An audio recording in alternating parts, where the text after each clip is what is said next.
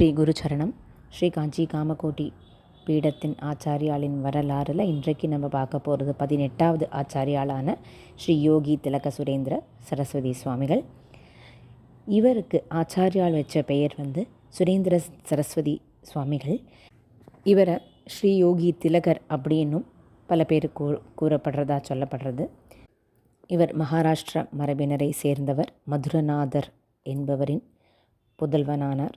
மாதவர் அப்படிங்கிறது இவருடைய பூர்வாசிரம பெயர். இவர் தன்னுடைய யோக வல்லமை காரணமாக யோகி திலகர் என்றும் போற்றப்பட்டவர். இவர்கள் காலத்தில் காஷ்மீர நாட்டில் மன்னனாக இருந்தவன் நரேந்திராதித்யன் என்பவன். இவனுடைய மருமகனான சுரேந்திரன் என்பவர் மன்னனுடைய சபையில் ஒரு சார்வாக நாத்திகனாக இருந்தான்.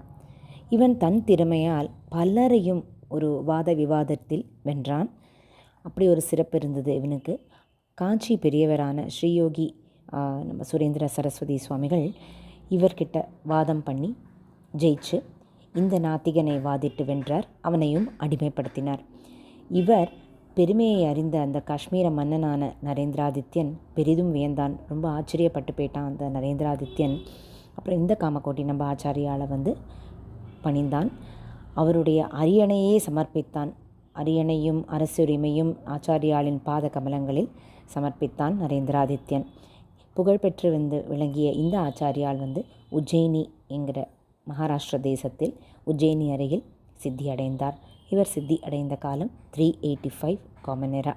இந்த ஆச்சாரியாலும் 10 ஆண்டு காலங்களே காஞ்சி காமகோட்டி பீடத்தை அலங்கரித்து மார்கழி மாதம் சுக்ல பக்ஷம் பிரதமா திதி அன்னைக்கு சித்தி அடைஞ்சார்.